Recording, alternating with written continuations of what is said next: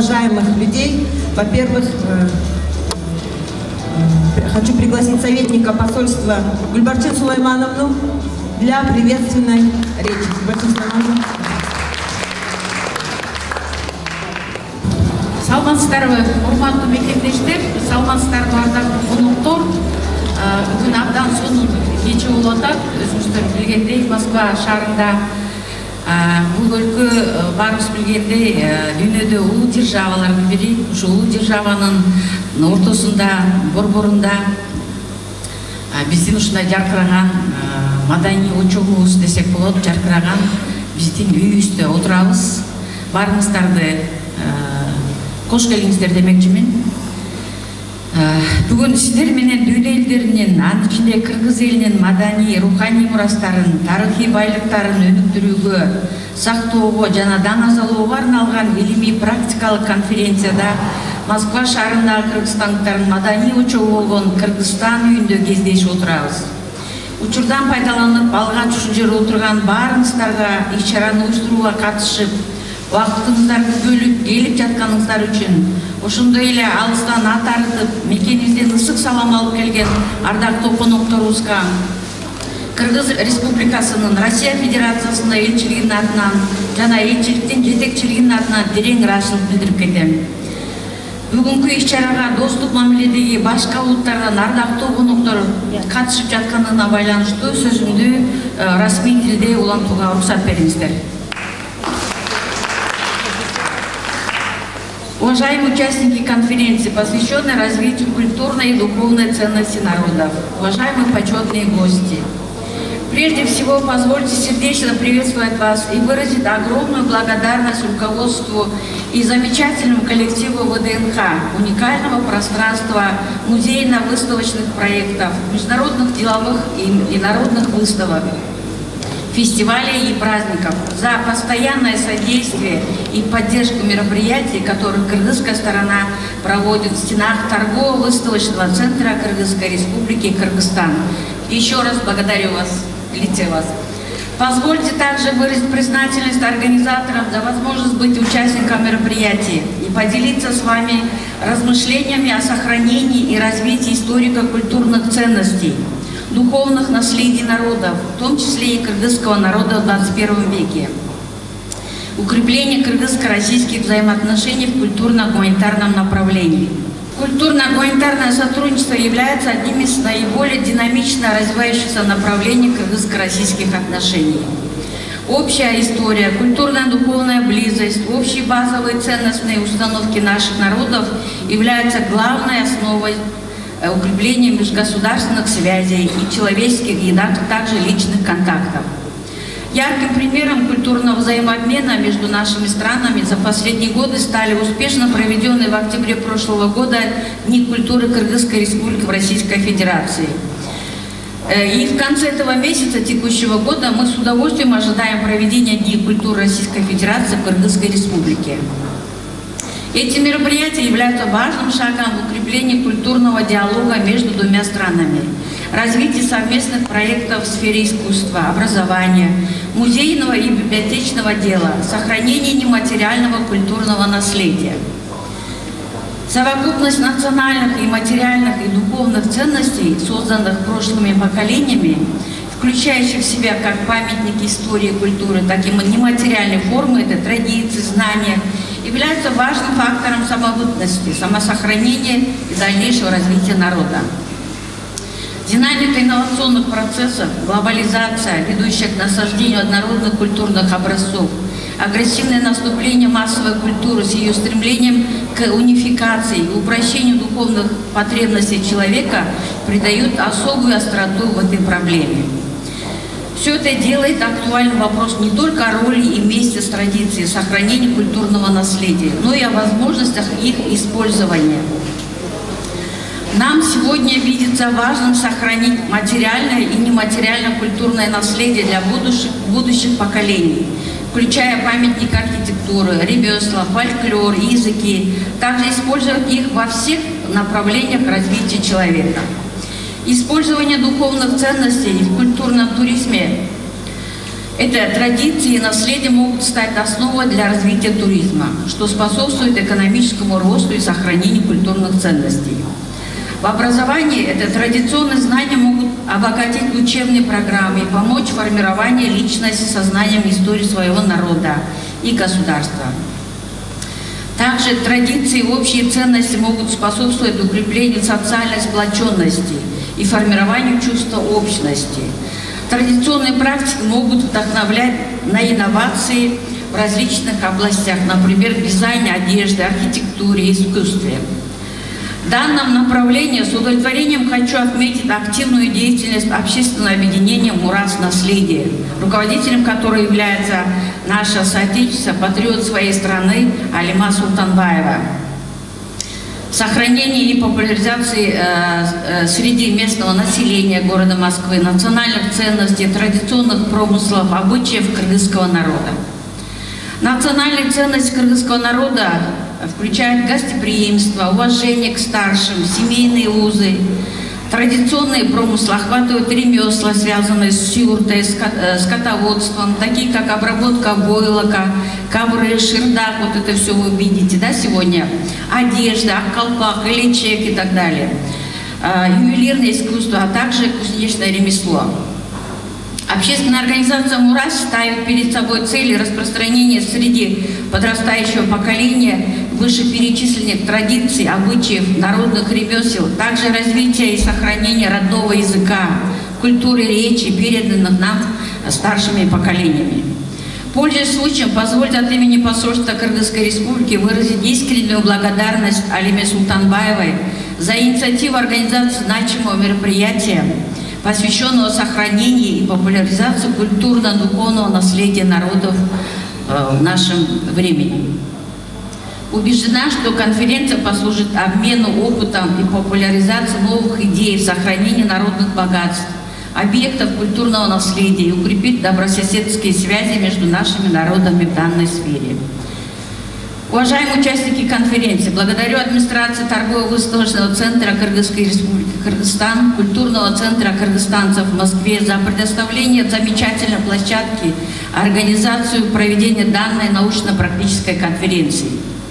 Отрадно отметить участие на конференции наших уважаемых почетных гостей из Кыргызстана, председателя Национальной комиссии по государственному языку и языковой политике при президенте Кыргызской республики Мириса Мураталиевича Мураталиева, а также известного этнодизайнера, хранительницы традиционных знаний Азели Калкановой, которые сегодня расскажут о значимой роли сохранения культурных ценностей, в том числе и родного языка кыргызского народа. Спасибо, благодарю за внимание. Позвольте сказать благодарность, признательность и большой привет от посла Конфекингеша Буконтаева, также Айда Мухтарбековна Умуркова, советника посланника посольства. Хотели, конечно, присутствовать на таком замечательном мероприятии, но у нас очень много сейчас значимых мероприятий намечаются. Дипломаты обычно заранее не говорят, но я позволю себе, что вот намечается большое мероприятие с участием первого лица двух стран, поэтому это вот требует большой подготовки. Также у нас внутри государства идет подготовка к двум большим мероприятиям. Это проведение Курултая и проведение выборов депутатов Джогорку Кеңеша. Поэтому еще раз привет от руководства посольства. Благодарю вас за внимание. Барыңыздарга чоң рахмат, ушу жерге келип, барыңыздар ушундай биздин жаркыраган залыбызда ушундай бир жакшы иш-чараны уюштуруп болгон айрым жолу айтып кетем. Демилгени көтөрүп чыккан Алима эжеге канча жылдан бери Алима Султанбаева эже биздин кыргыздын улуттук каада салтын, маданиятын, кийимдерин башка өлкөлөргө, ошонун ичинде ушу Россияда туруп кандай деген иш-чара болбосун, өкмөттүк деңгээлде, мамлекеттик деңгээлде, диаспоралык деңгээлде барлык жерде ушу биздин жаркыраган маданиятыбызды көрсөтүп келатат. Дагы жолу терең ыраазычылык айтып кетким келет. Бар болуңуздар, конференцияга ийгиликтерди каалайм. Чоң рахмат, Гүлбарчын Сулаймановна. Ишиңизге ийгилик, сизге дагы рахмат.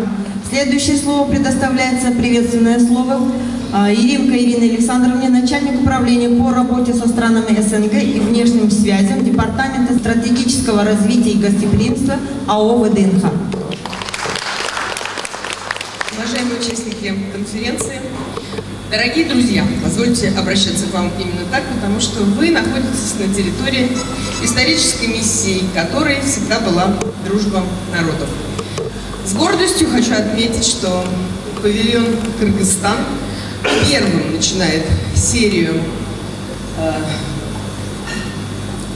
сохранения культурного наследия и делает это, как всегда, очень элегантно. Сейчас мы с вами узнаем больше о Кыргызстане, о том, как это делается в республике, но мы можем судить о том, как это делается у нас в павильоне, да? Через орнаменты, через обычаи, через мероприятия. Москвичи уже, наверное, привычно, хотя прошел всего лишь год с открытия павильона, стремятся сюда для того, чтобы попробовать национальную кухню, для того, чтобы облачиться в национальные наряды, которые, наверное, я не полукавлю, если скажу, что Киргизия наилучшим образом вплетает национальные мотивы в современную одежду. Просто браво, да? Вот. И не буду долго отвлекать ваше внимание, все хотят сказать, посольство задало высокий тон. В общем-то, все уже сказала, поэтому мне остается только поприветствовать вас в этом чудесном мероприятии и наслаждайтесь тем, что вы здесь. А мы, как ВДНХ, обещаем вам, что скоро подобные мероприятия пройдут во всех наших национальных павильонах, которых на территории 8. И знаете, что вы будете почетными приглашенными и на следующем мероприятии. Спасибо большое. Спасибо большое, Ирина Александровна. Спасибо вам, вашему отделу, вашим девушкам, самым модным, самым красивым на ВДНХ. И хочу от себя отметить, что с момента, как мы вступили, как бы начали кыргызская сторона строить павильон, Ирина Александровна со своей командой, Ирина Александровна мы называем не иначе, как мама. Потому что что-то у нас не получается, какие-то проблемы, мы бежим к ней, мы звоним. И никогда мы не получали отказ, всегда поддержка, теплые отношения. Еще раз спасибо от павильона, от нашей диаспоры, лично вам. и вашей команде. Для следующего приветственного слова приглашаю Рузбаева Трудалё Рузбаевича, экс-генконсула в Екатеринбурге, общественного деятеля, нашего уважаемого Аксакала, который всегда в трудные минуты со своими советами, помощью везде, всегда с нами. Арваныздар, урматтуу экендештер, урматтуу коноктор, мына бүгүн илимий практикалык конференцияга убактыңыздарда жатып келип бергениңиздерге чоң ыраазычылыгыбызды билдиребиз. Жана ушул Мурас коомунун жетекчиси Алима Султанбаева жана сиздердин командаңыздарга мына Россия жергесинде, айрыкча Москва областында бардык мамлекеттердин, коомдордун ар түрдүү иш-чараларында биздин Кыргызстандын каада салттын улуттук кийимдерин, улуттук мурастарын тартуулап активдүү иштеп кетиңиздер. Ошондуктан ушу сиздердин коллективдерге чоң элдин атынан, аксакалдардын атынан чоң ыраазычылык билдиребиз. Ушул убактыңыздарды болуп алайын, илимий практикалык конференцияны жакшы өткөзүп, бүгүнкү көбөлү жемиштүү конференциядан болушун каалайм. Чоң рахмат білдірмедім. Для следующего приветственного слова я хочу пригласить Атакурова Районкула Арзу Маматовича, председателя Совета Аксакалов кыргызской диаспоры. Саламатсыздарбы, урматтуу мекендеш туугандар. Алгач баарыңыздардын атыңыздардан жалпы кыргыз жамаатынын Москва жергесиндеги аксакалдардын атынан элибизден, жерибизден, ар бирибиздин кинтик кандаман жерибизден, сүйүктүү Кыргызстаныбыздан жогартып жөнашып, биздин конференцияга катышып келген меймандарыбызга, урматтуу Элис Казакбаевич, сизге чоң рахмат. Урматтуу жана белгилей кетти биздин үрп-адатыбызды, салтыбызды, маданиятыбызды дагазалап жүргөн эжелерибизге, карындаштарыбызга Москва жергесине кош келиңиздер. Биз абдан кубанычтабыз. Ошондон бирге уруксат берсеңиздер, арабызда биздин тилди чылабычы түшүнгөндөр бар экен. Баарыбызга жалпыбызга түшүнүктүү болуш үчүн түшүнүктүү түрдө бир сөз айта кетейин. Добрый день, уважаемые гости, уважаемые друзья, уважаемые почетные гости. Мы очень рады видеть вас сегодня в нашем замечательном павильоне на ВДНХ. Я хотел бы выразить благодарность от имени нашего сообщества Москвы, Московского региона, да и всей Российской Федерации за ту поддержку, которую вы оказываете в развитии нашего павильона, который имеет свою историю. Как я знаю, наш павильон Кыргызстана в начале, в советские годы, на официальном уровне был выделен, я так помню, рядом с космосом, так бывает, да? Раньше историческое наше место, но в связи с некоторыми обстоятельствами этот павильон он сгорел, кажется, да? И что-то там произошло, несчастье, да. И в советские годы этот павильон, бывший павильон Эстония, был на официальном правительственном уровне передан Кыргызстану. И сегодня, как видите, он процветает и развивается, и действует исключительно в том направлении, которое содержит сущность и суть нашего кыргызского народа, прославляя нашу культуру, доведя до гостей. Наверное, многие знаете, что ВДНХ, честно говоря, москвичи, наверное, не в той степени посещают, как гости столицы, гости Российской Федерации, и приезжают и обязательно считают своим долгом после Красной площади посетить ВДНХ. В советское время называли ВДНХ, потом переименовали в ВЦ, потом обратно вернули в ВДНХ.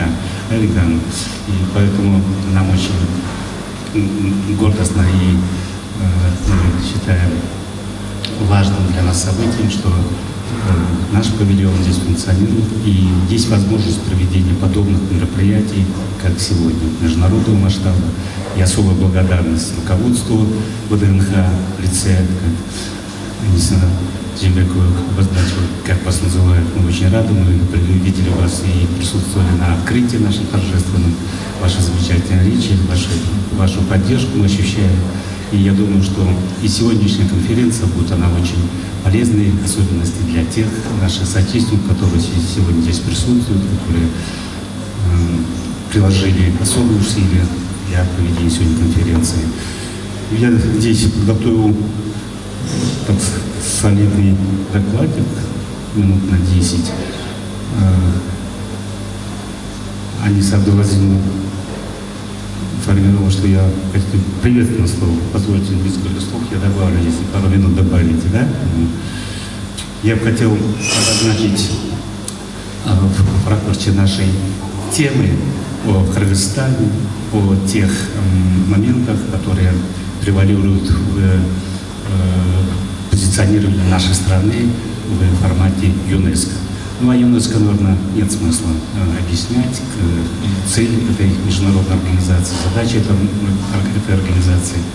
И каждая страна, которая обладает своим суверенитетом, своей независимостью, считает своим долгом включить свои культурное наследие, свои обычаи, традиции, и те объекты, и не только объекты, но и устного, литературного и кинематографического направления включения в ЮНЕСКО.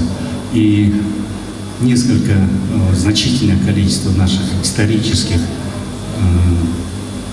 строений, объектов, произведений, те, которые я, наверное, не буду называть, наверное, вы все знаете, это как у нас наш всемирно объемный, который входит в книгу рекордов Гиннесса, является нашим достоянием, нашего наследия национального.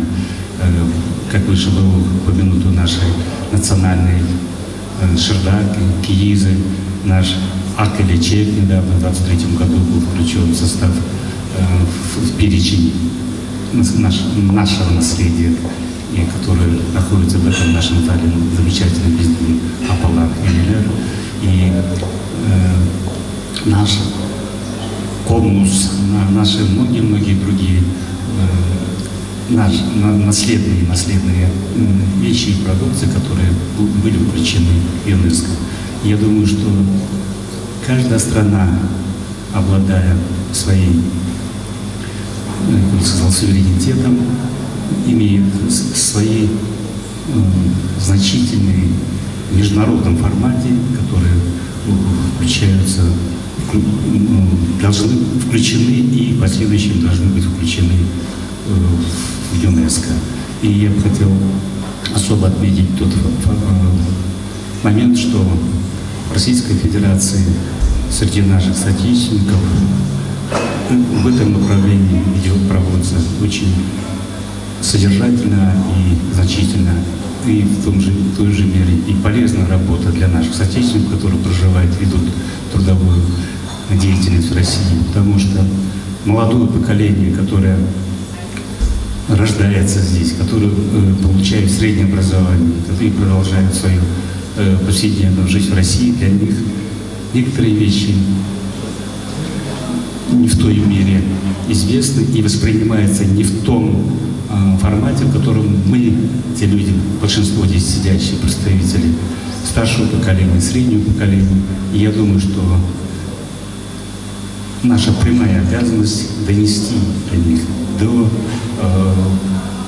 возможных наших подобных мероприятий, чтобы наши дети, наше будущее поколение знало и ценило то, чем мы обладаем, то, что у нас есть.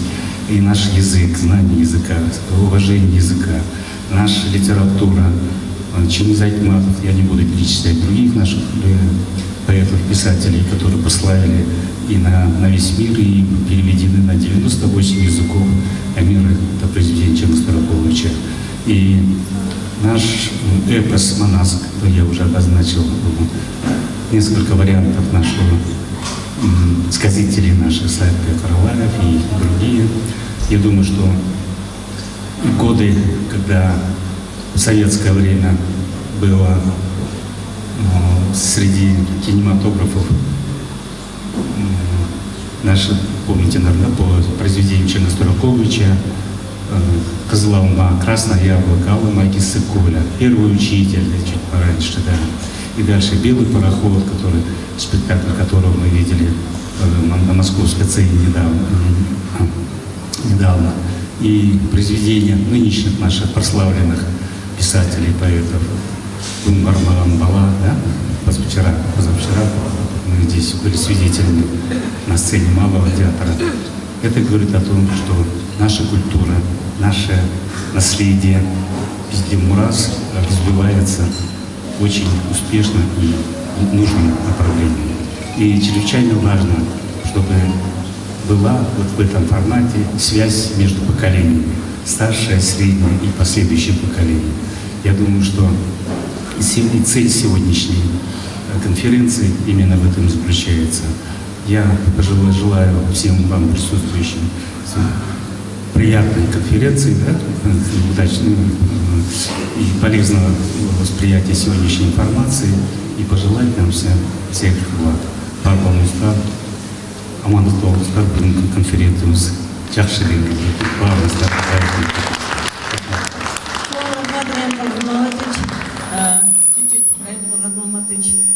вышел за пределы регламента, но я думаю, как Аксакалу ему можно.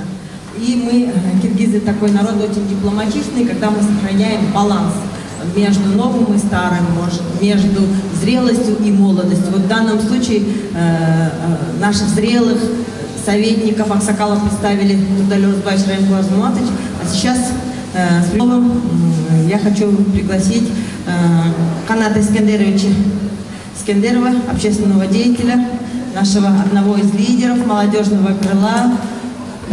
Вам слово, приветственно, Канат Искендерович. Уважаемые организаторы, уважаемые коллеги, дамы и господа, прежде всего позвольте мне выразить глубокую благодарность организаторам значимого конференции, представителям Кыргызской республики на МДНХ и посольству Кыргызской республики в Российской Федерации. Я хочу особую признательность выразить российским коллегам и гостям за проявленный интерес и готовность к диалогу.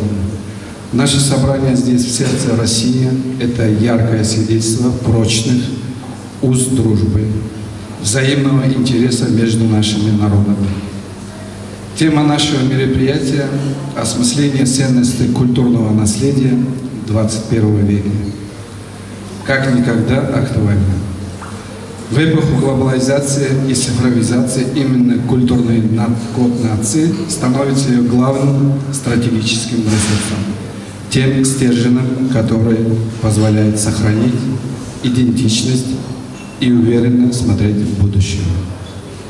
Культурное и духовное наследие – это не абстракция, это фундамент для развития туризма, креативных индустрий, основ патриотических воспитаний. Инвестируя в культуру, мы инвестируем в человеческий капитал, в стабильность и процветание нашего общества. Уверен, что председатель Национальной комиссии по государственному языку и языковой политике при президенте Кыргызской республики, уважаемый Мелис Казакбаевич. В своем выступлении, я думаю, ярко осветит эта взаимосвязь. Ведь язык – это первооснова любого культурного кода. Наш диалог сегодня – это не просто обмен мнениями, это закладка фундамента для конкретных дел. Мы собрались здесь, чтобы наши уникальные культуры, наши духовные скрепы не только сохранились, но и зазвучали унисон, обогащая друг друга. Мы должны выйти из рамки разовых конференций. Необходимо создавать совместные рабочие группы, реализовать двухсторонние проекты в сфере реставрации и археологии. проведение прекрасных лет культуры, поддержки совместных кинопроизводств и телепроектов.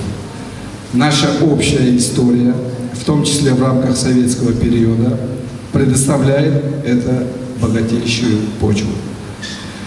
Уважаемые коллеги, дамы и господа, всем желаю плодотворной дискуссии. Благодарю за внимание. Спасибо. И для следующего приветственного слова приглашаю Асламбека Куанышбека Бекболотовича, руководителя Совета кыргызской диаспоры, представителя нашей активной, очень продвинутой молодежи. Вам слово. Арбаңыздар, урматтуу мекендештер, урматтуу коноктор, баарыңыздарды бүгүнкү илимий конференцияга кош келиңиздер терең ыраазычылык менен айтып кетемин. Биринчи рет ушул Кыргызстандан атагытып, жолартып келген Мелис агабызга чоң ыраазычылык билдиребиз.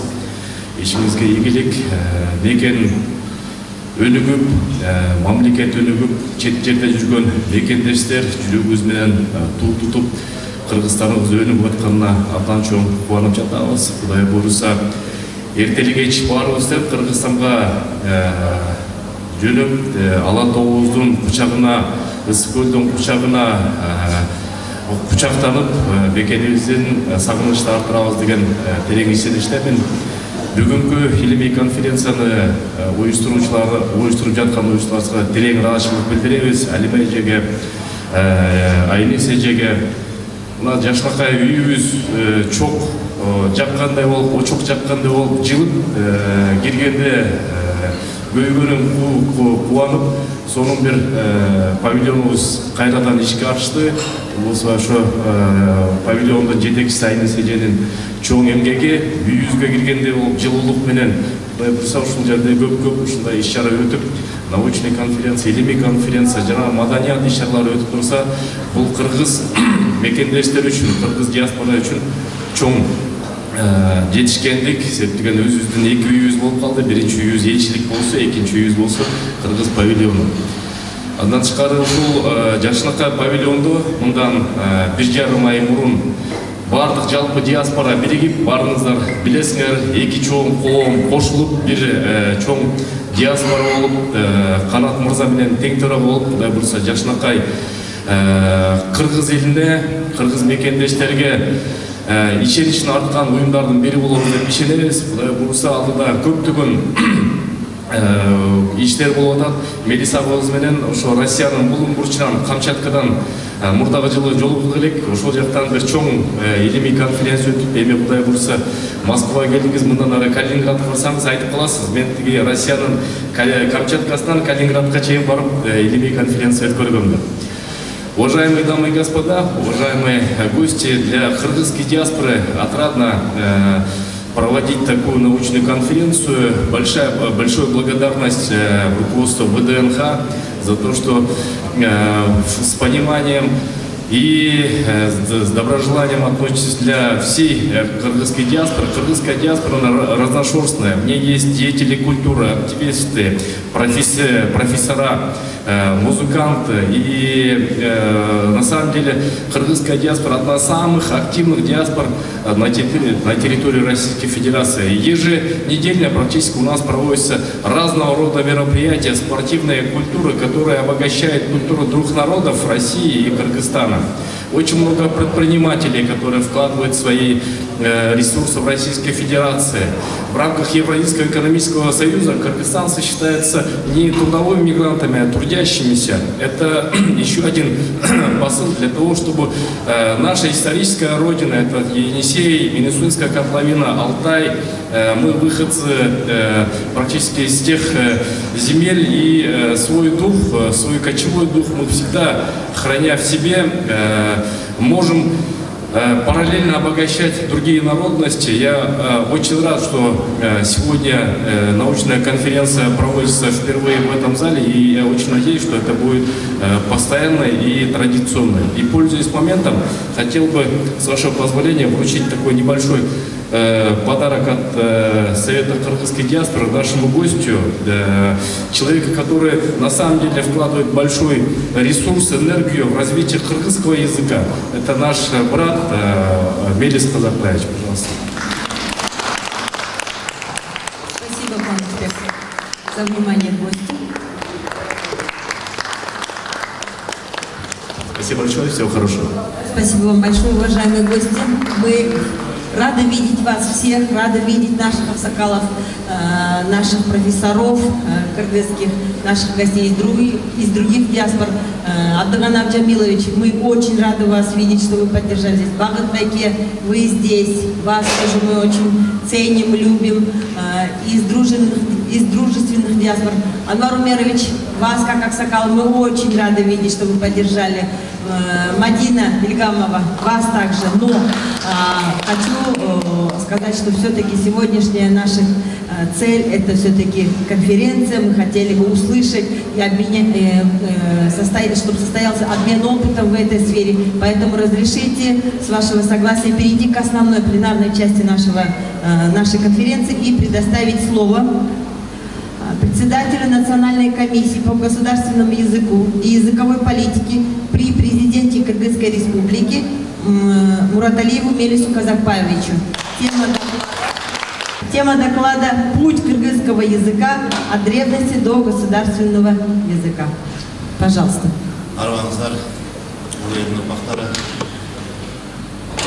Түйнелік борборлардың бірі болған Москва шаарында байырғы елдің ұрпақтары өзінен татыктуу жашоосун улап, эки улуу элдин достугун бекемдеп, ушул жерде дүйнөлүк маданияттардын бириккен учогунда ВДХда өзүбүздүн Кыргызстан деген аталыштагы павильондун жаркырап ушундай кыргыз дүйнөсүнүн күнөстүү тоолу Кыргызстандын көрүнүшүн ушактан чагылдырып, маданиятыбызды дагы, мурастарыбызды дагы биздин мекендештерибизге кадимкидей өзүнүн мекенине барып келгендей сезим жаратып аткан ушундай шарт түзгөн үчүн ушул ВДХнын жетекчилигине да чоң ыраазычылык билдиребиз. Албетте, анан бүгүнкү иш-чараны уюштуруп аткан жалпы уюштуруучуларга, Мурас коомдук уюмуна, Мурас павильонуна да, Кыргызстан павильонуна да, жалпы биздин мекендештерге чоң ыраазычылык билдиребиз. Хочу пару слов на русском поприветствовать всех участников данного мероприятия. Особо хочу отметить благодарство всем, кто приложил усилия к сегодняшнему мероприятию. И самое главное, благодарность руководству ВДХ, которое дает возможность нашим кыргызстанцам, нашим соотечественникам здесь окунуться в свой собственный Кыргызстан, хоть и какой-то уголок, который создает очень приятную атмосферу соединения нашей культуры и нашего солнечного Кыргызстана, мира в целом. Да? И это еще раз говорит о том, что братство и дружество наших народов, оно будет и дальше развиваться и крепчаться. А теперь непосредственно в теме. Мен азыркы акыбалда Кыргыз Республикасынын президентине караштуу мамлекеттик тил жана тил саясаты боюнча улуттук комиссияны жетектеп аткандан соң менин темам докладда бул кыргыз тили байыркылыктан мамлекеттик тилге чейинки жол. Кандай гана эл болбосун, анын негизги маданий мурасы, рухий мурасы болгон негизги көрсөткүчү улут катары, улуттук баалуулук катары бул анын тили. Тил бул улуттун жаны берсе. Анан ошол бүгүнкүгө чейин бизге жетип келген негизги асыл мурасыбыздын бири өзөгүндө бул тилибиз. Анан ошол тилибизди байыркы доордон бүгүнкү күнгө чейин мамлекеттик тил макамын алган мезгилге чейинки басып өткөн жол кандай экенин кыскача бир саякат иретинде сиздерге маалымат менен бөлүшкүм келди. Алгач мен бир статистикалык маалыматтарга таянгым келип атат. Мисалы 11-жылы биздин Кыргызстандык окутуучу Бибосуновдун «Национальность Кыргызов новой эпохи» деген китебинде ушу тилдер жөнүндө маалымат берген экен да. Анан ушул жерде мен бир жалпыңыздар менен мындай маек түрүндө сүйлөшкүм келип атат. Дүйнөдө канча тил бар деп ойлойсуздар? Өзү ушундай бир ойго батып көрдүңөр беле? Как вы думаете, сколько существует в мире языков, если кто-то вообще интересуется этим? Потому что язык — это неотъемлемая часть культуры каждого народа, каждого этноса в этом мире. Очень интересная информация. Өтө кызык, биз бул нерсени өтө мындай жеңил мамиле кылуу менен өзүбүздүн тилибиз кандай тил экенибизди мындай көп учурда аңдабай калабыз да. Анан 11-жылга карата маалымат боюнча дүйнөдө 6809 жандуу тил бар. Жандуу тил дегенибиз бүгүнкүдөй сүйлөнүп колдонуп аткан тилдер. Живые языки — это те языки, которые сегодня используются в говоре, в письменности и так далее, и так далее. То есть из этого числа наш язык один из этих. Биздин тилибиз мына 6809 тил бир. Демек, ошончо дүйнө тилдеринин арасында биздин тилибиздин орду, акыбал, жагдай кандай экени өтө кызык. Себеби тил колдонулуп атат, сүйлөнүп атат, бирок анын бул жашоодо турмушта өзүнүн ордун алып калышы, мындан ары татыктуу өмүр сүрүшү бул өтө оор иш, жеңил эмес. Мисалы, 90% ошол тилдерди 100 миңге чейин адамдар сүйлөгөн тилдер. Представить эту картину очень трудно. Вы можете представить, 90% этих языков используют менее чем 100 тысяч человек. Бул маалыматка таянганда мындай пикир жаралышы мүмкүн. Демек, дүйнөдө эгерде канча тил болсо ошончо эл улут болот, анда ошончо улуттардын ичинде аз сандуу улуттар көп экен деп ойлошот. Бирок андай эмес. Дүйнөдө саны жагынан миллиондогон элдер болушу мүмкүн, 10 миллион, 100 миллиондогон элдер болушу мүмкүн. Бирок өзүнүн эне тилин билгендердин саны 100 миңге жетпейт. Ошондой тилдердин саны 6 миңге жакын экен. 90%. Андан дагы 357 тил бар экен, 50 адамга чейин гана сүйлөйт ошол тилдерди. Бул жоголуп бараткан тилдер. Элестетсем, бул жерде бир 50 адам отурат. Мисалы, өзүбүздүн тилибизди билебиз, болду, башка эч нерсе. Ушул тилдер мындан ары ушул жер жүзүндө дүйнөдө өзүнүн орду жок деген тилдер. Булар эртеги кеч жоголуп турган тилдер. Себеби 50 адам тилин сактайт. Ал эми өтө өкүнүчтүү көрүнүш, бул 2011-жылга карата маалымат 46 тил бар экен, болгону бирден гана адам сүйлөйт. 11-жылдан бери 14 жыл аралыгында эмне заман өттү, эмне башыбыздан өттү, ар кандай апат, кырсыктар болду, пандемия болду, согуштар жүрүп атат. Балким ошол адамдардын өмүрү өтүп деле кеткендир. Демек, ошолордун аркасы менен бүтүндөй бир маданият өтүп кетти. Тил жоголду деген сөз, тилдин аркасында бүтүндөй элдин маданияты жоголду. Демек, ушундай оомал төкмөн жашоодо биз өзүбүздүн эң негизги маданиятыбыздын, улуттук маданиятыбыздын көрсөткүчү болгон тилибизге болгон мамилебиз алга чоңолуш керек. Эми мен муну эмне үчүн айтып атам, себеби кыргыз тили жөнүндө сөз кылып. Кыргыз тили биз билебиз, мына Евразия континентиндеги өтө чоң мейкиндикти ээлеген көчмөн маданият таандык элбиз. Мына ушул көчмөндөрдө окумуштуулардын айтымында көчмөндөргө таандык болгон ошо тилдердин бир тамыры бар да, ал мисалы Алтай тилдери деп эсептелинет. Мисалы окумуштуулардын айтымы боюнча биздин доорго чейин 5000 жыл мурда ошол бир тилде сүйлөнгөн экен, анан ошол кийин шарттуу түрдө анын тарам-тарам бутактарга бөлүнгөн экен. Биздин тилибиз мына ошол топ. По данным Лангора, рассматривал языка предикатор приблизительно 5 тысячелетием до нашей эры. То есть доминировал один протоязык на территории, скажем, Южной Сибири, Центральной Азии, которая является исторической родиной всей кочевой цивилизации нашего континента. И вот этот язык, протоязык, он существовал до 5 тысячелетия до нашей эры. А потом он уже начал размножаться, можно так сказать. И на сегодняшний день он формирует такую большую языковую группу. Она состоит из 5 ветвей. Почему размножаться? Потому что народы размножались, завоевали новые местности, места, и расселения шли большие. И вот так вот приобретали диалектическую форму и создавались новые языки. Бүгүнкү күндө 5 тармакты камтайт Алтай тили. Бул өзөктүүсү түрк бутагы, андан кийин моңгол бутагы, туңгус манжу, япон рекурс, анан корей. Мана ошол 5-өө биригип бир тутумга байланат дагы Алтай тобуна келет. Тамыры бир. Окумуштуулардын айтымы боюнча кайсы бир убакта бир тилде бир эле тил өкүм сүргөн экен да, бир топ элдерде. Анан ошол элдер тарам-тарам деп бөлініп жаңы жерлерді өздөштүрүү менен бул көчтөр тарап отуруп, анан өзүнчө тилдерге айланып калды. Мына ошол 5 бутактын өзөктүүсү түрк тилдери. Самый основной группой алтайской языковой семьи это является тюркская. Почему основной? Потому что она населяет огромную территорию, и на сегодняшний день около 40 народов говорят на этих языках, на тюркских. Условно мы говорим тюркские, на родственных языках. По сути, все они родственники, но уже с течением времени они друг от друга отделились, имеют единые корни, но так вот уже вот расселились.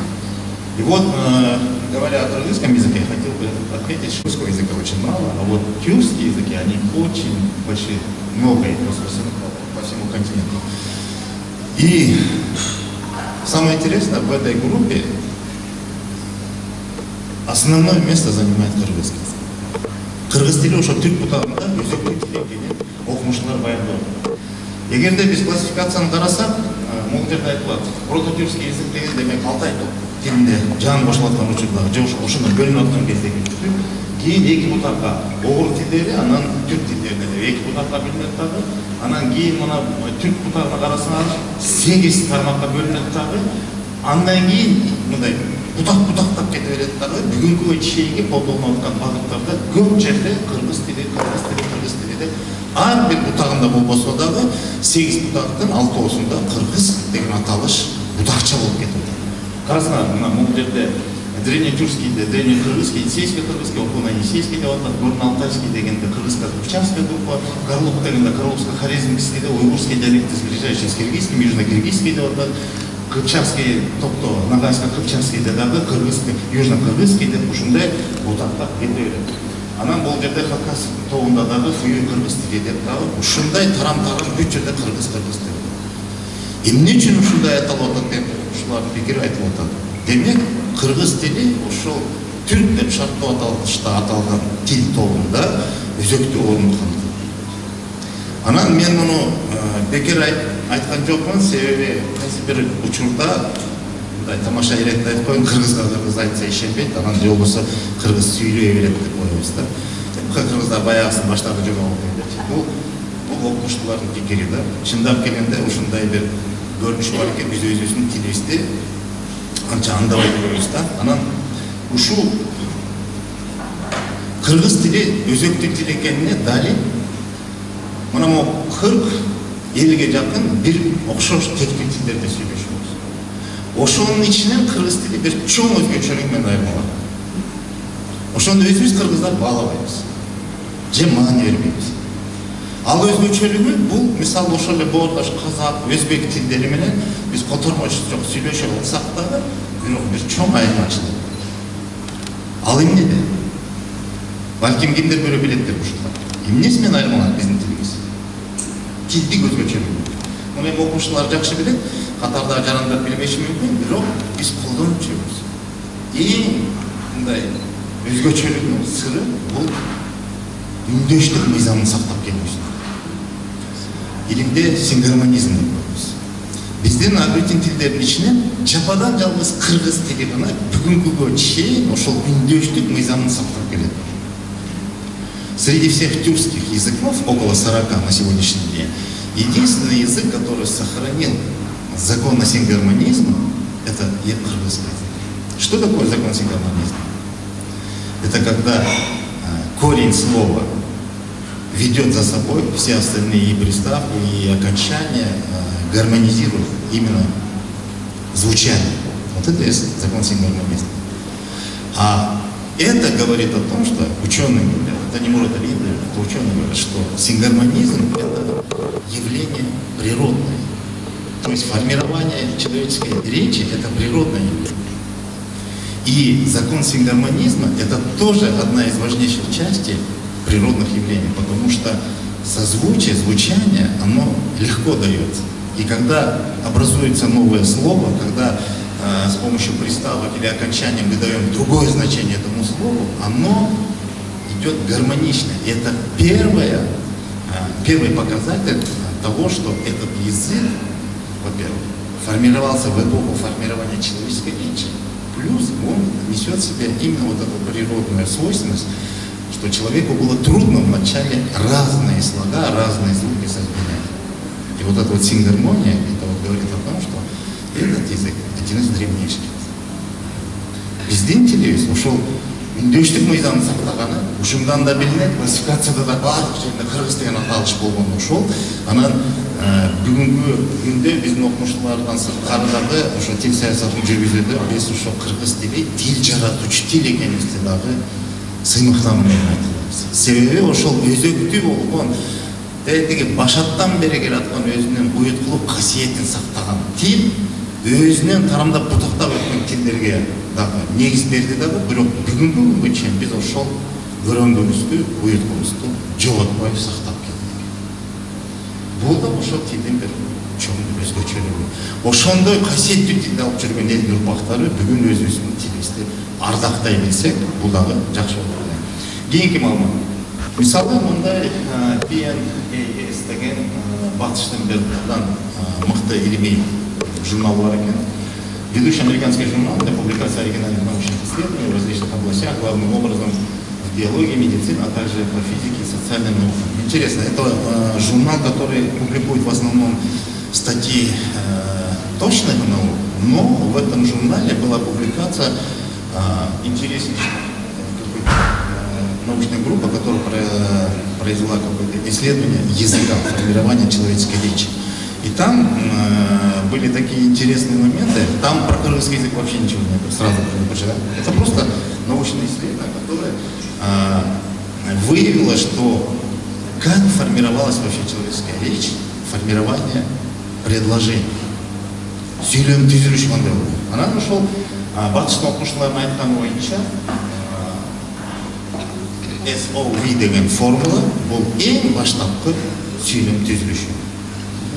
Андан кийин мезгилдин өтүшү менен ошол SOV, OC, OSV, SEO, анан OVS деп бөлүнгөн экен. Анан азыркы заманда VSO менен VOS деген формула менен көрсөтүлөт. Мен азыр тамгалар айтканда эчтеке түшүнүксүз түшүндүрөйүн бул экен.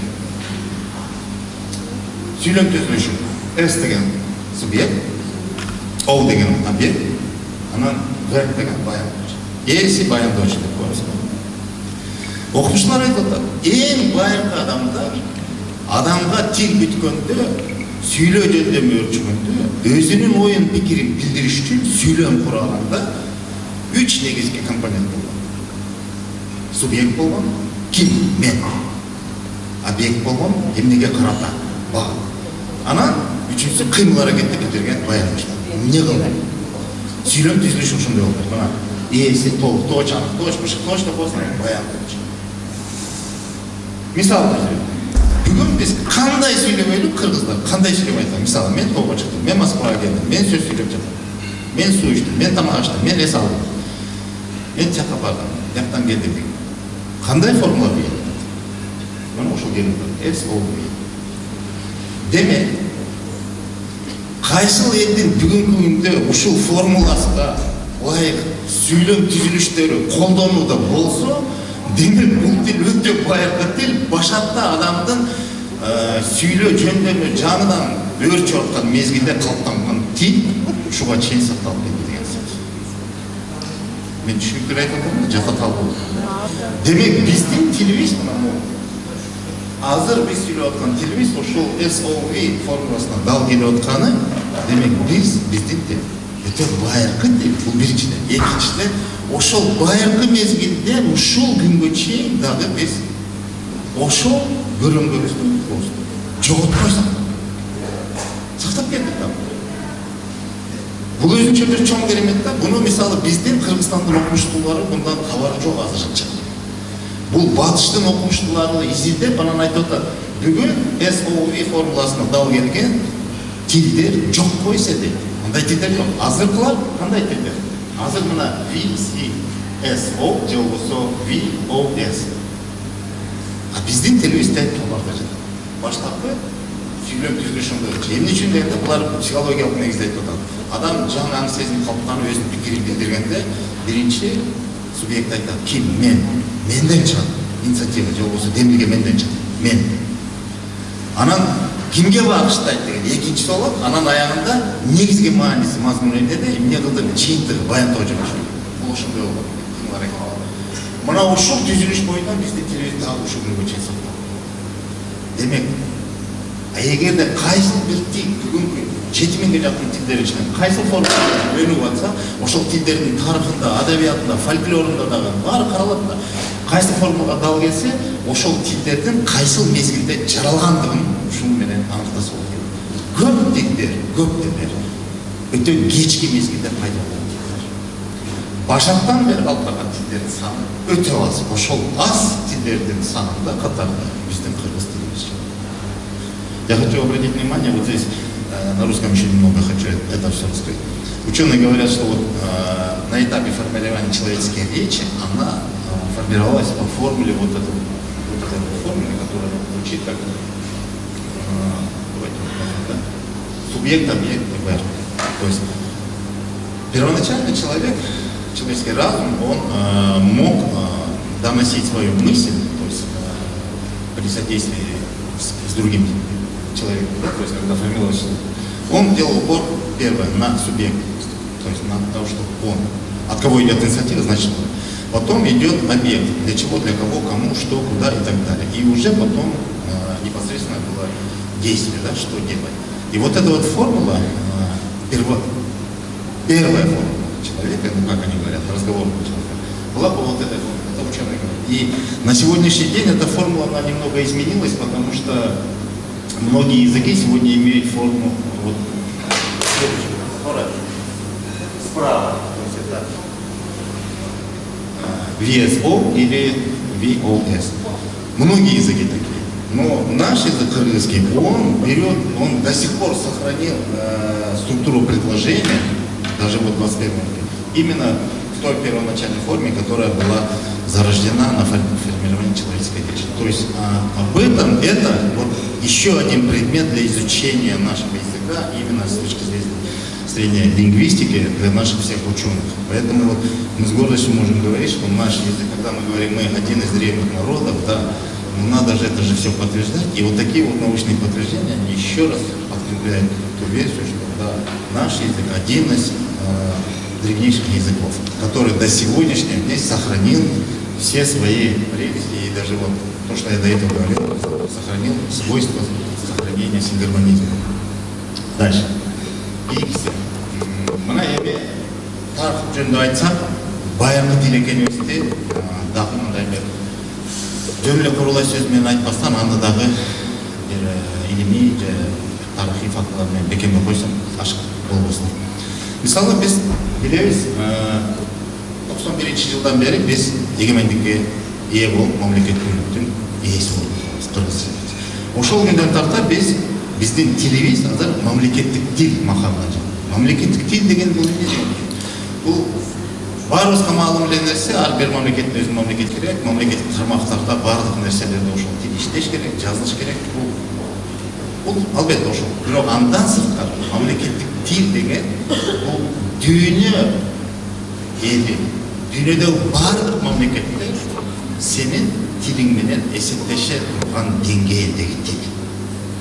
Эгерде дүйнөдө 7000ге жакын тил болсо, канча тил мамлекеттик тил макамына жетти деп ойлойсуздар? Канча тил мамлекеттик тил макамына жетти дейсиз? 7000ге жакын тил бар.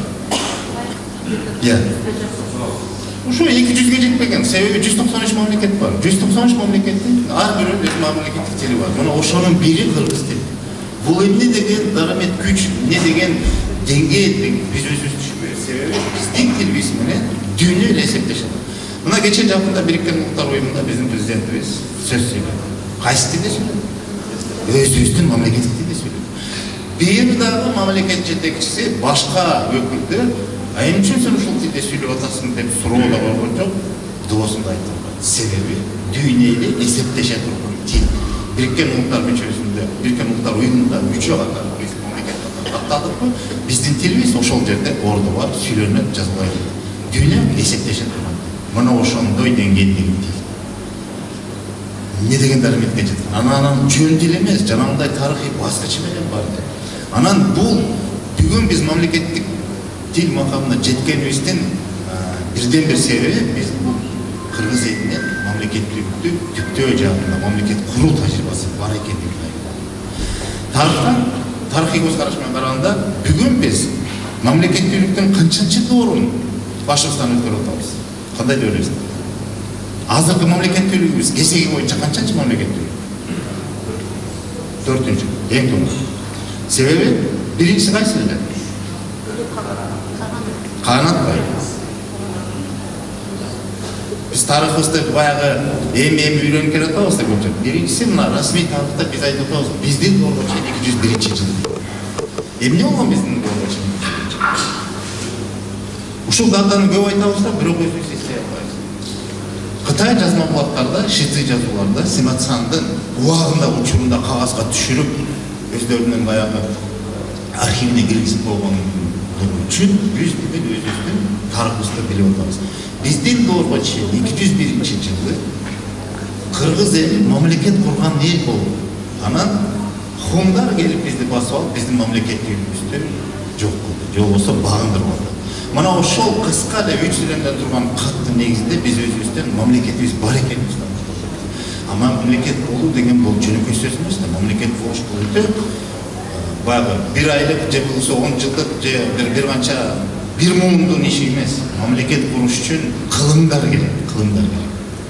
Андан кийин бир карасак, 711-840-жылдардагы биздин тарыхыбыздагы өтө мындай белгилүү мезгилде 711-жылы Барсбектин доорунда эсеби кыргыздардын каганаты өтө кыска болсо дагы бирок мамлекеттүүлүгү болгон. Ал эми 840-жыл бул кыргыз дүйнөгү, кыргыз великодержава.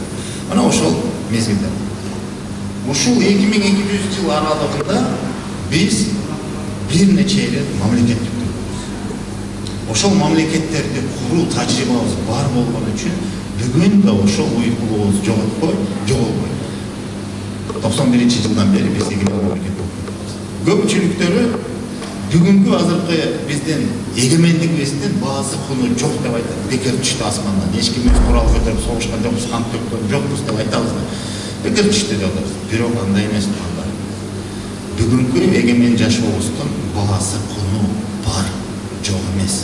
Ал 100 жыл мурун 1924-жылы СССР жаңы түптөлүп атканда Кара-Кыргыз автономиялуу область түзүлүшкө өзүнүн өмүрүн арнаган, кан жанын төккөн биздин аталарыбыз. Эсиңиздердеби? Ошол эле Жусуп Абдрахманов, ошол эле Абдыкерим Сыдыков, Иманалы Айдарбеков, Абдыкадыр Орозбеков. Мына ошондой инсандар, анан 5-6 гана инсан эмес, ал жерде бир муун адам бар. Биздин кыргыздын мекенчи, мыкты залкарларыбыз, асылдарыбыз. Мына ошолордун мээнети эмгеги, каны, жаны бүгүнкү биздин эгемендигибиздин баасы бекер келген жок. Бирок ошол эле учурда 24-жылы кыргыздай болуп канча элдер дал ошондой аракет кылып мамлекет кура алды. Бул чоң сур. Саны жагынан бизден алдаганча көп элдер андайга жете албай, бүгүнгө чейин жетпей келатат. Биз болсо, аз болсок да саз болуп, манастын өзүндө айткандай, биз эгемен мамлекетибизди кура алдык. Анан тилибизге да ошондой макам берип, дүйнөгө өзүбүздү да тааныталабыз. Маселе өзүбүздү тааныганыбыз башка маселе, бирок өзүбүздү тааныталабыз тилибиз аркылуу. Мына ошол мезгилдеги ошол басып өткөн жолдо мисалы кайсы жерде элегенбиз дегенде деле дагы чоң талаш. Мисалы окуучулардын бир варианты боюнча ушундай бир пикир бар экен да, кыргыз ошол Янгул мамлекети жана 201-жыл каякта болгон. Тиги кызыл белги менен Жософтун элисин деп туруп, ошонун батышы, анан Борохоро деп коет, же болбосо Тянь-Шань тоосунун түндүгү дейт. Бул азыркы эле Кыргызстан. Биз ошол кезде эле ушул жакта жашаганыбызды тарыхчылар дагы эми ушул көз карашты пикирди калыптандырып тарыхый изилдөөлөр жүрөт. Бул пикирди бышыктай турган бир топ илимий далилдер да бар. Тарыхый дагы, археологиялык дагы, палеогенетикалык дагы далилдер бар.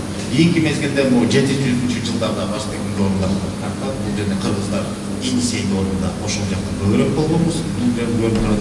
Андан кийин 820-жылдан 840-жылга чейинки уйгур каганаты менен болгон согушта кыргыз өзүнүн эркиндиги үчүн 20 жыл согушуп, анан мамлекеттин түптөн Ошондон кийин анан мына Орустун окуучулары эзиндеп жүрүшөт.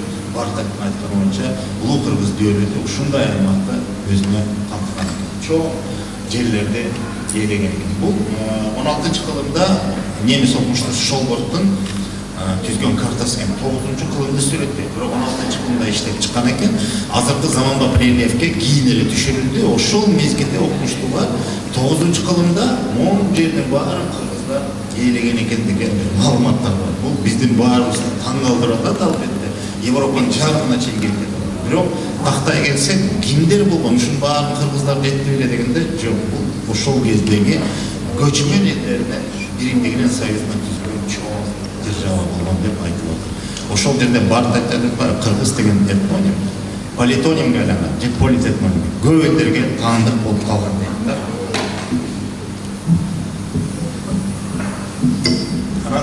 Мына ошондой чоң мейкиндикти ээлеп, ошондой чоң мамлекет куруп тажрыйбабыз бар. Ошол албетте ошол басып өткөн жолубузда биз өзүбүздүн тилибиз ушул күнгө чейин алып келдик. Бул мисалы түрктөрдүн окумуштууларынын билим берүү тармагында картасы ушул окутулуп жүрөт. Мына көк түстөгүлөрдүн баары бул ошол жанагы бир кезде тамыры бир болгон көчмөн элдер.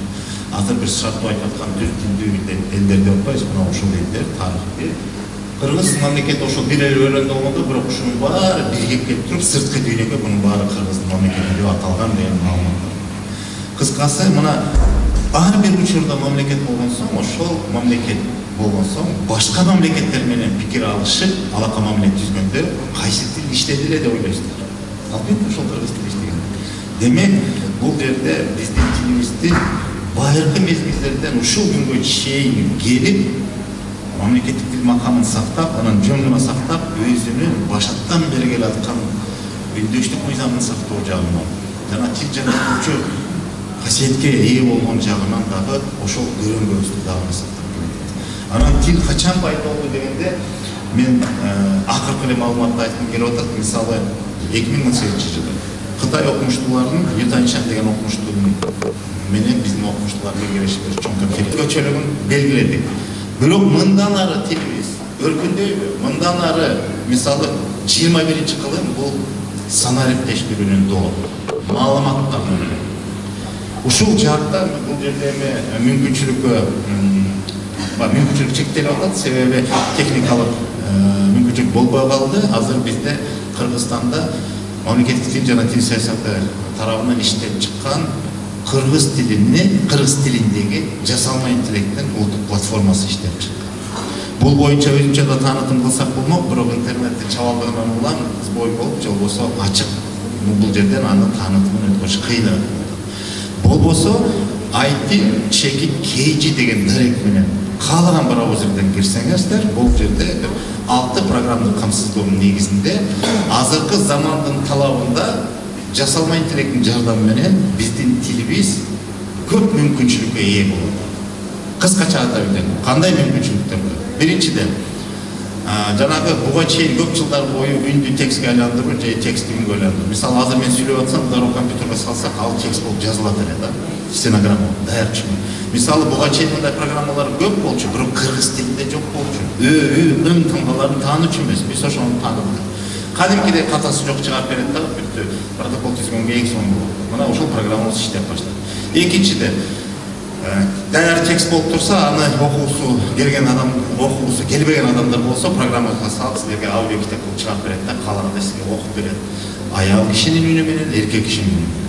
Бул экинчиси. Үчүнчүдөн, кадимки жанагы ChatGPT дегендей каалаган сурообузду берип жооп алып атпайбыз. Ошол сыңардай IT чат деген нерсе чыкты да, ал жерде кандай суроо бербегиле жооп алганга мүмкүнчүлүк бар. Бирок бул жерге белгилей кетчү нерсе, биздин маалымат базабыз чектелүү болгон үчүн интернет айтымы. Ошон үчүн берген суроолорубузга жообубуз бир аз чектелүү болот. Так болбой калышы мүмкүн. Бул азыр биздин алдыбызда турган маселе. Бул жаатында биз улуттук тил корпусун түзүп атабыз. Ошол түзүлсө эле маалымат базасы кеңейет.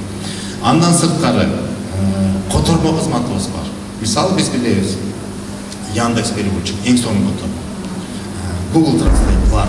Ушул сыяктуу көп котормо кызматы бар. Биз бүгүн өзүбүздүн улуттук платформабызды котормо кызматыбызды жасадык. Ал көз карандысыз дүйнөлүк 10 тилде кыргыз тилине которот. Мисалы орус тилине, англис тилине, француз, испан, итальян, корей, япон, түрк, кытай тилдеринен кыргыз тилине которот. Кыргыз тилинен ошол 10 тилге которот. Бул кызматыбызда ошол IT чекит KG деген сайтыбыздан көрсөңүздөр болот. Анан эң акыркысы видео котормо кызматы деген, бул эми азыркы замандын талабы экен. Азыр көп билим маалымат булактары биз интернеттен алып коебуз, ошол YouTube'дан же башка каналдардан. Мына ошол мисалы чет тилиндеги ошол дүйнөлүк тилдерде кайсы тилде болбосун, дүйнөлүк 10 тилде коебуз, мисалы орус тилинде болобу, англис тилинде болобу маалымат бар. Билим берүүчү контенттер бар. Же бир жаңылык. Ошонун кыргызча укмары келсе, алып туруп шилтемесин алып туруп биздин ошол платформага шилтемесин салсаңыздар, маалыматтын көлөмүнө жараша, мисалы 5 мүнөттүк жаңылык болсо 5 мүнөт күтөсүңөр, себеби ал которот барып, анан кадимкиден кыргыз тилинде саяп берет. Астында титр менен кошуп жазып берет. Мына ошондой мүмкүнчүлүккө ээ болду тилибиз. Демек биз байкылыбызды таанып, унутпай, ошону мындан арыда өркүндөтүп сакташ үчүн азыркы заманбап куралдарды колдонуу менен саналик дүйнөсүндө биз тилибизди жасалма интеллекттин жардамы менен мындан арыдагы куралдарды өнүктүрүүгө болгон салымыбызды кошуп, болгон аракетибизди жумшап, тилибизди өркүндөткөнгө даярбыз. Сиздерди дагы чакырып кетет элем. Алыс жерде болгонуңуздарга карабай, өзүбүздүн тилибизди сактап, мындан ары дагы болгон ишмердүүлүгүбүздү ошону толук кандуу колдонуп алсаңыздар, биз аталардан келген ыйык мурас болуп эсептелген тилибизди түбөлүктүүлүгүн камсыздайт. Чоң рахмат.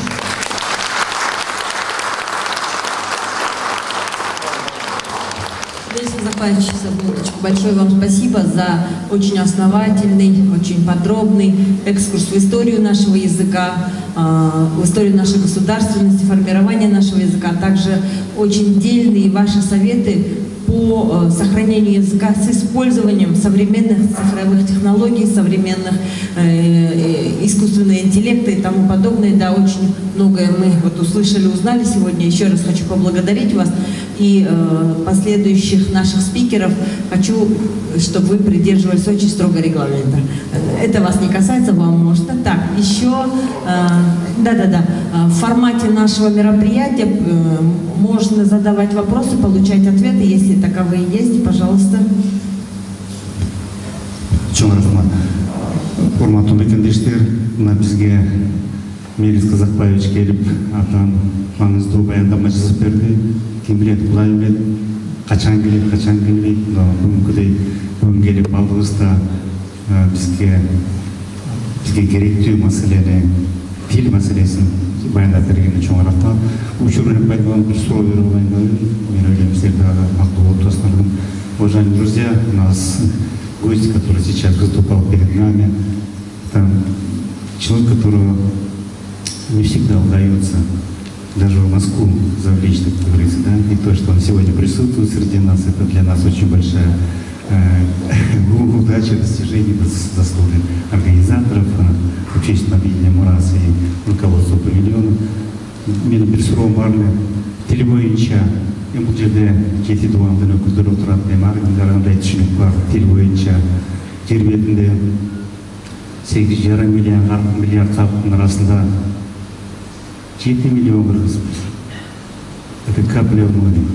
Жалпы масштабта алғанда. Бирок жер бетінде 30 миллион, 40 миллион, 20 миллион улуттар бар. Күрттөр, башкаларын атап айтайын, алардын өздөрүнүн мамлекети жок, өздөрүнүн өлкөсү жок. Биз 7 миллион халык менен өзүбүздүн желегибиз бар, гимнибиз бар, туубуз бар, элибиз бар, жерибиз бар, бүгүнкүдөй мурасыбыз бар, биздин улуу тилибиз бар. Ошон үчүн биз сыймыктанышыбыз керек. Менин суроом Мелис Казакбаевичке бир эле кыска суроо. Тил боюнча эне тил бар, мамлекеттик тил бар, адабий тил бар, бизде айткандай диалект тил бар дегендей. Ошол жөнүндө бир сөз айта кетсеңиз, мен ойлойм, илимий багытында мындай түшүнүктөр болсо керек. Рахмат. Топта жерде эне тил деген түшүнүк бул кыскача. Бұл қандай ғана ел ұлт болмасын, өзінің тілі олай дейді. Қырғыз тілі дегенде бұл ошол қырғыз елінің тілі, ошол эне тілі.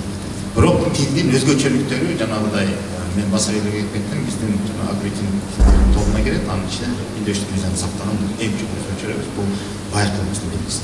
Экинчи, адабий тил деген бул кайсыл бир мамлекеттик тил деңгээлиндеги бир стандарт алып келди. Анан албетте ал жерде баягы кайсыл бир маданий деңгээлдеги абройлуу түшүнбөй адепке чакыра турган бир эрежелердин сылык тилдин бир формасы бар. Диалектикалык тил деп айтылбайт өзү. Диалектикалык сөздөр бул ошол тилдин байлыгы албетте. Болгону гана адабий тил ченемдерине кирбей калышы мүмкүн, бирок тилдин байлыгы катары колдонулат. Мисалы, адабиятта өтө кең колдонулат. Ал эми мындай көркөм адабиятта. Анан адабий дегенибиз бул мамлекеттик тил дегенде өзүнүн бир ченеми бар да, документтик тили бар. Тилдин стилистикасына келгенде, мына ошол келгенде диалектикалык сөздөр документтик тилине аралашпайт. Ошондой бир түшүнүктөр бар. Ал эми көркөм адабиятта эч кандай чектөөсү жок, кенен пайдаланылат. Өзеги сүйлөнүүнү дагы кенен пайдаланат. Буга эч ким чек койбошубуз керек. Бүгүнкү күндө биздин диалектикалык сөздөр ошол документтик стилистикалык тилдин ченемдерине, адабий тилдин ченемине кирбей калыптыр деген чоңчулук болбош керек. Бул биздин байлыгыбыз. Мына акыркы жаңылыкты айткым келип атат. Мен кечеге катканда мурда күнү администрацияда атайын бизге тапшырма түшүрүлүп, жумушчу топ иштеп чыкты. Ведомстволук каралык. Маселебиз мындай: Юдахиндин түзгөн сөздүгү, Карасаевдин сөздүгү, анан Жээнбай Мукамбаевдин сөздүгүн 3 сөздүктү бириктирип, бирдиктүү кыргыздын заманбап сөздүгү, кыргыз тилинин сөздүгүн иштеп чыгуу тапшырмасы менен жумушчу топ түздү. Эми түшүндүрөйүн. Юдахиндин сөздүгү бул орус-кыргыз сөздүгү. Карасаевдин сөздүгү бул кыргыздын түшүндүрмө сөздүгү. Ал эми Жээнбай Мукамбаевдин сөздүгү бул кыргыздын диалектикалык сөздөрүнүн сөздүгү. Карасаев менен Юдахинге кирбей калган сөздүгү. Ошол үчөөнү бириктирип, бир кыргыз тилинин заманбап сөздүгүн чыгаруу, иштеп чыгуу боюнча азыр аракеттер башталды. Демек, сиз айткан маселе бул чечилген маселе. Ал жерде маселе деле жок да. Болгону биз буга чейин аны бөлүп карабайбыз, азыр баары бир нукта, бир кыргыз тили болуп калды.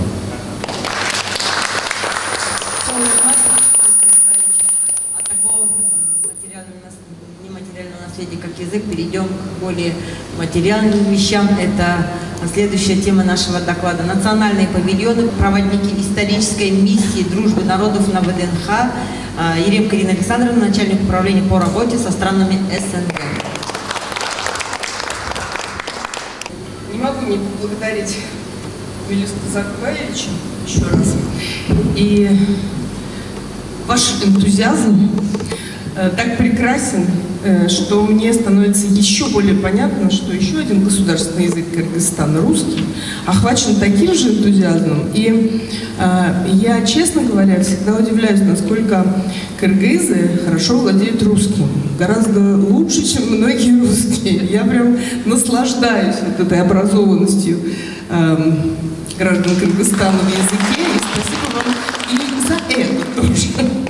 И я, конечно, получила большое удовольствие от вашей лекции, несмотря на то, что она была на киргизском, она была, в общем-то, достаточно мне понятна. И я там слышала много-много других языков, ну, естественно, и русские, и немецкий, и английский, и даже азербайджанский, китайский, японский. В общем, какая-то песня, а не лекция. Спасибо вам большое. И теперь, значит, соответственно, от сингармоничности киргизского языка перейдем к гармоничности ВДНХ. Конечно же, это одна из самых гармоничных площадок. Мы в предыдущей нашей стратегии, которую внезапно очень быстро пронесли через 3 года и стали нуждаться в новой, мы решили, что надо амбициозно заявить, что ВДНХ достоин быть первой достопримечательностью в Москве, туристической, да? Потом думаю, нет, ну как же. Красная площадь, ну это же, да? Но написали все-таки. Мы стремимся быть достопримечательностью номер 1 в Москве. Ну, как это говорит, неназванное не существует, ненаписанное недостижимо, да? А мы вдруг раз и стали первой достопримечательностью. Приезжая в Москву первый раз, конечно, идут на Красную площадь. А люди, которые приезжают в Москву достаточно часто, ну, Красная площадь, конечно, дело хорошее, но вроде как там уже были, да? А на ВДНХ все по-новому, каждый раз по-разному, каждый раз все более современно, все более масштабно, все более интересно. Так что вот так. И начнем, собственно, сначала. С чего все начиналось? 1939 год. 1 августа 1939 года, день рождения ВДНХ, как выставки, всесоюзной сельскохозяйственной выставки. Она началась тоже с исторической миссии дружбы народов, и вокруг центральной аллеи стояли национальные павильоны, и, естественно, фильм, да, «Свинарка и пастух», друга я никогда не забуду, если с ним повстречался в Москве, рассказывает нам о том, как каждый советский аграрий мечтал попасть на ВДНХ со своим подвигом, получить свою медаль и, в общем, быть отмеченным государством. Все действительно так и было, все в дружбе.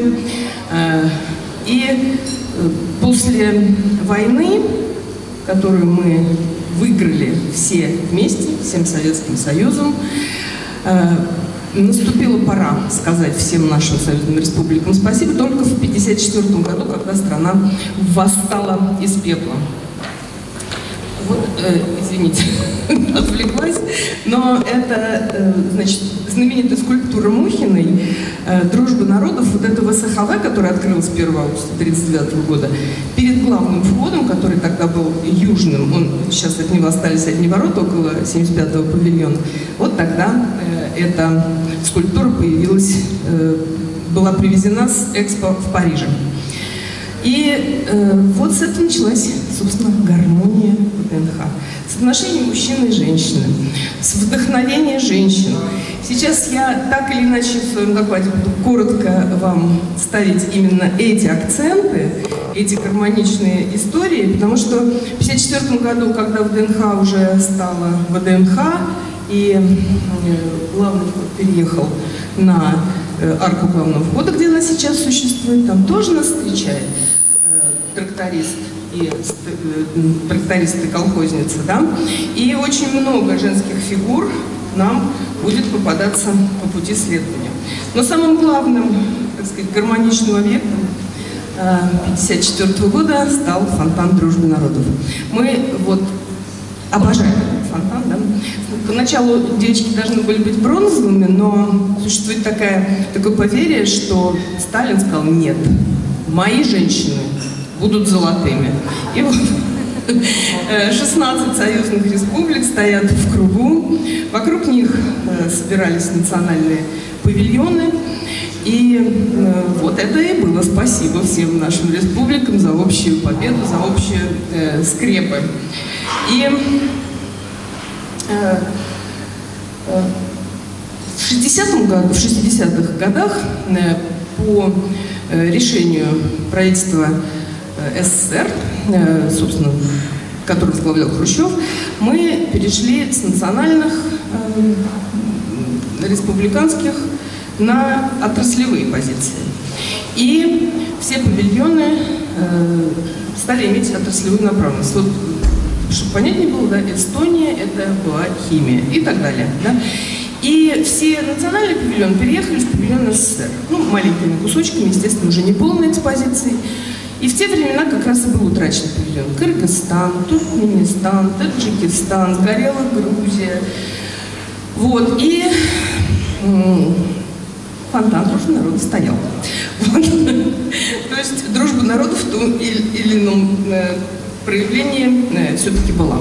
В 1991 году Советский Союз распался, ВДНХ получил миссию всесоюзной барахолки, и тем не менее, это же территория дворцов, да? 46 объектов культурного наследия под открытым небом находятся на нашей территории.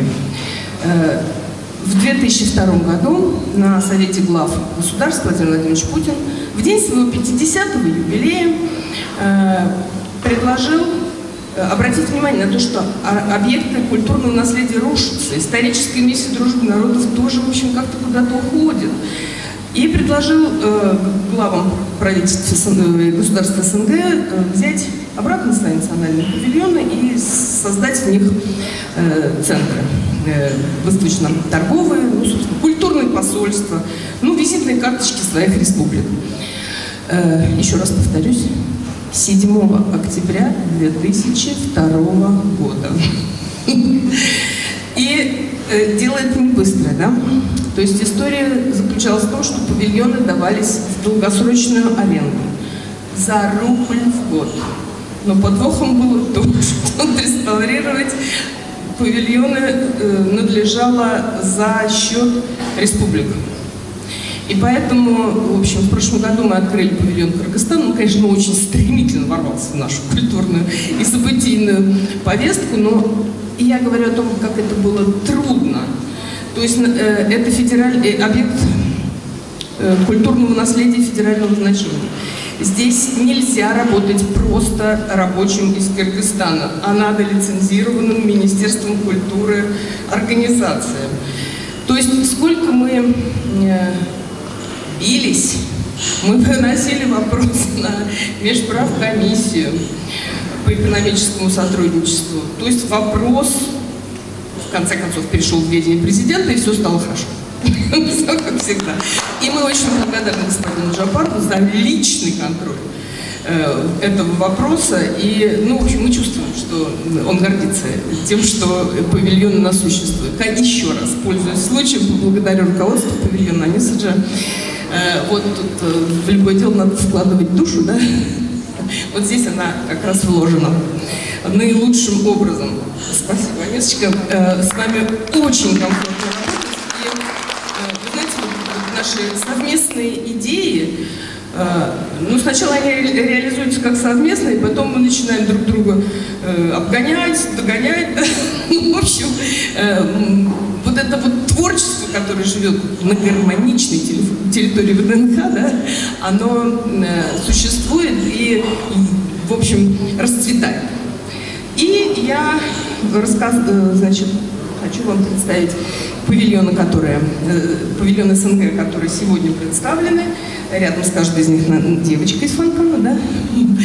Это павильон Кыргызстан, Молдова, Казахстан, Азербайджан, Беларусь, Армения и Узбекистан. Ну, я в порядке возрастания номеров павильонов, не по СНГовским. Но, тем не менее, значит, каждый павильон имеет свою историю реставрации. Каждый павильон имеет свою боль и гордость. И павильоны, на самом деле, у нас очень дружат, ходят друг к другу в гости. Вот у нас сейчас были директора павильонов Армении, и он просто был вынужден уйти по делу, но, тем не менее, вот у нас вот эта дружба, она не понаслышке. Мы как-то приехали, ваши коллеги из Кыргызстана, и мы показывали, естественно, с гордостью все наши павильоны. Они говорят, и вот сейчас мы идем в Казахстан. Там пустят? Там какая-то конфликтная история. Конечно, это же территория дружбы народов. У нас Азербайджан дружит с Арменией, а потом они уже дружат и все реализуется. Да? Вот. И я хочу вам еще показать несколько фигур гармоничных мужчин и женщин, которые... вот это первый павильон был. Это павильон, соответственно, Казахстан, Азербайджан, Сталева и крестьянка Чабан и азербайджанка. То есть они имеют какие-то свои интересные названия, но смысл один. Это то, на чем держится республика. Беларусь со своей родиной матерью. В одной руке она держит сноп, как символ изобилия, а другой благословляет и благодарит. Павильон Абхазия тоже. Не было же павильона Абхазии в Советском Союзе, да? Когда Абхазия стала признана Российской Федерацией, вот Владимир Владимирович сказал, ну давайте и вы самовыражайтесь на выставке.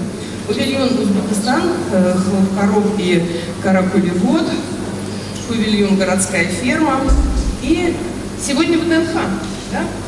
Однозначно место силы и традиции счастья. Поэтому, если это место силы и традиции счастья, конечно же, мы не можем не говорить о гармонии. И идеальное место для того, чтобы стать третьим местом в жизни. Что у человека есть? Дом, работа и... Спасибо, и ВДНХ, да? Можно было бы добавить там хобби, там увлечение, что-то. Нет, скажем прямо, и ВДНХ, потому что здесь можно найти их увлечение, и прогуляться, и заняться спортом, потому что и сходить в музей, комплексная территория просто потрясающая. 325 гектаров. Очень люблю сравнивать это с Монако, да? Монако 200. Итого 1,5 Монако. Мне разрешил премьер-министр Монако приводить это сравнение. Вот, значит, более 49 объектов культурного наследия, более 30 музеев, более 30 миллионов человек посещает ВДНХ в год. Ну и более 1200 мероприятий ежегодно. И одно из них, наше любимое, гармоничное, традиционное и тематическое фестиваль национального гостеприимства «Дружба народов». Любимое. То есть вот в этом мероприятии мы легко перемещаемся в эпоху Советского Союза, где все вместе, где все рядом, где все веселятся. В прошлом фестивале нас совершенно поразило участие Республики Кыргызстан. Стояла юрта с киргизскими угощениями, и всем рассказывали о киргизских традициях. И мы узнали вот эту вот киргизскую дипломатию чаепития. Это было настолько элегантно, вот как я люблю. То есть все потом очень долго рассказывали, там, пей чай горячий. А вы не хотите к нам чайку попить? Да. Вот, и мы теперь, конечно же, пользуемся всеми этими историями, они нам очень нравятся. Ну и фестиваль национального гостеприимства включает в себя уже много фестивалей национальных праздников. Изначально мы его создали для национальных павильонов, чтобы им было комфортно интегрироваться в нашу событийную повестку. Потом к нам пришли российские регионы, потом к нам пришли фестивали моды, потом к нам просто стали приходить все. И, конечно же, я прошу вас запомнить, что это первые выходные, как раз чудесные ваши эджешки. Да. И первые выходные июля я искренне приглашаю вас всех просто приходить и погрузиться в эту атмосферу счастья. Вот, у нас фестиваль уже 5 лет, он вырос уже до деловой программы, можно выступить, можно рассказать, вот, кстати, про киргизский язык. Если у вас будет такая возможность, мы будем очень счастливы, потому что, ну, в общем, мне так понравилось ваше выступление, что я о нем буду рассказывать. Я буду показывать эти слайды, такие да, вот вроде бы раз, голубое небо, потом раз такая полосочка и чудо. В общем, спасибо большое. Мода, ваши модные дизайнеры для меня пока что не превзойдены, как вы видите, я искусственно использую их одежды в посещении тематических киргизских мероприятий. И вот как раз то, о чем я говорила, чудесный павильон, чудесные мастер-классы. В общем, я рассказала обо всем весело и гармонично, но у нас есть много трудностей. Мы их с блеском преодолеваем. Потому что главное хотеть. Спасибо вам огромное. Ирина Александровна, во-первых, хочу поблагодарить за подробный рассказ о деятельности нашего павильона, об исторической миссии ВДНХ, и благодарность хочу выразить высшему руководству и Российской Федерации, нашей страны, что сохранили вот такую чудесную территорию. А было время, я в то время была на ВДНХ, мы чуть-чуть не потеряли эти объекты, когда, как вы сказали, они превратились просто в рынок, в барахолку. Но хочу отдать должность, что российская сторона нашла чудесный выход, то есть из ситуации привлекла инвесторов, привлекла заинтересованные стороны в реконструкцию павильона, и в дальнейшем, чтобы мы представляли свои страны, достижения наших стран здесь, на территории, дружили, как вы сказали, процветали, продвигали, все лучше, хорошее. Спасибо вам еще раз. А тут вот вопрос. Спасибо большое, замечательное повествование о ВДНХ. Здесь среднее и старшее поколение помнит еще советские времена, молодое поколение и нынешние достижения вашей деятельности. Спасибо большое, это замечательно. Вот вы очень много рассказали, у меня возник один вопрос. Гордостью ВДНХ является самая центральная фонтан дружбы. Да. Фонтан Да. дружбы. Расскажите, пожалуйста, может быть, некоторые, может быть, не знают, почему там красивых девушек 16 штук, а не 15, Да, наверное, время, да? когда Советский Союз уже распался, это было 15 союзных республик, всем они знакомы и известны, да, а в фонтане 16 девушек, потому что в то время как в 1954 году он был построен, и еще у нас существовала Карело-Финская республика. Карело-Финская. И там стоит в фонтане Карело-Финская девушка, и рядом с фонтаном, в общем, с нынешним павильоном Армении, который тоже не в своем родном находится, там как раз павильон Карелии. И по совершеннейшему, совершенно случайно, да, но в природе все не случайно, да? Тем не менее, значит, стоит павильон Армении и рядом павильон Карелии. А Карелия по-армянски значит «можно». Спасибо. Продолжаем следующую часть нашей конференции. Когда мы заходили